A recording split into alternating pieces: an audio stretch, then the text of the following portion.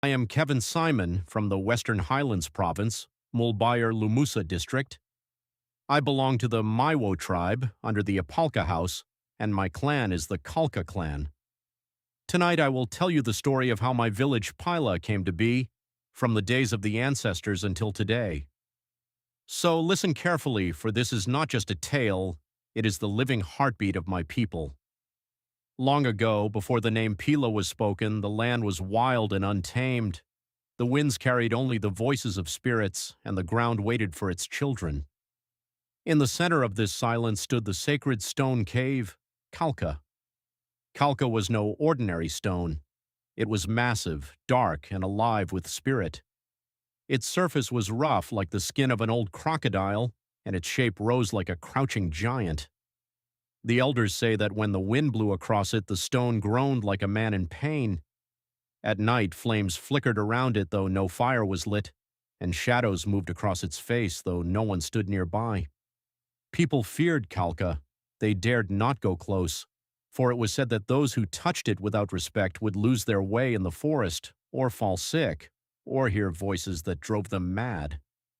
Some whispered that the stone could swallow a man whole, pulling him into its openings, never to return. Others said that if you listened too closely, you would hear the cries of spirits trapped inside. Only the bravest elders approached, carrying chants and offerings, for they knew the stone held the secret of life. One day the people saw movements within the stone.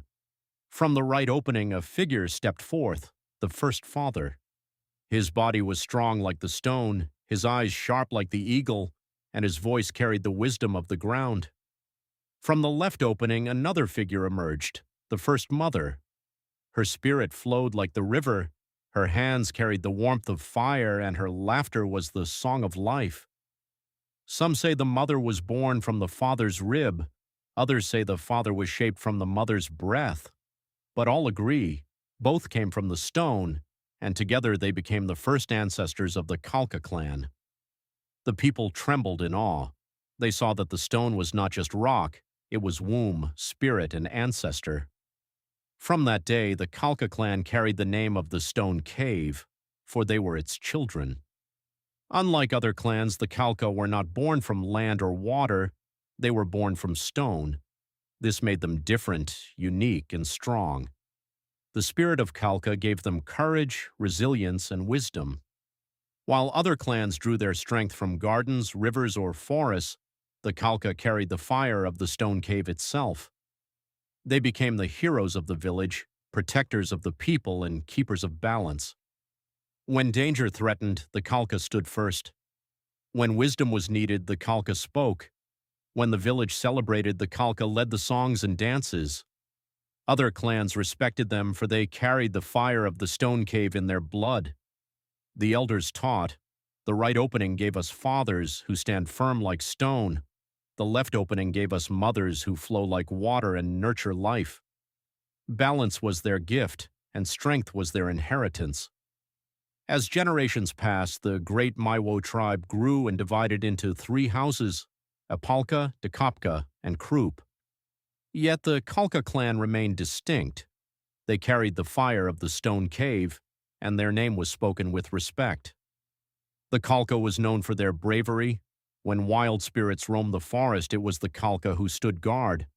When disputes arose among clans, it was the Kalka who spoke with wisdom. When the village needed leaders, it was Kalka who stepped forward. Their uniqueness was not only in their origin, but in their deeds. They were the ones who faced danger without fear, who carried the traditions with pride, and who reminded the people that their strength came from the stone cave. Even as the village grew, the stone Kalka remained a place of mystery. Children were warned not to play near it. Hunters avoided its shadow. At night, people said they could hear whispers rising from its openings, voices of the ancestors, calling out to remind the living of their duty. Some feared that if you disrespected the stone, it would curse your family. Others believed that if you prayed with sincerity, the stone would bless your clan with strength and prosperity. Thus, Kalka was both feared and revered. It was a place of danger and a place of power. And the Kalka clan carried that dual spirit within them, respected, feared, and honored as the heroes of Pila. The village of Pila grew upon the gifts of the land, but the Kalka clan never forgot their origin. Even today, when children laugh, the elders say it is the echo of those first footsteps from the stone cave. The Kalka clan continues to stand as guardians of tradition, protectors of the people, and heroes of the village. Their story is not just about the past, it is about the present and the future.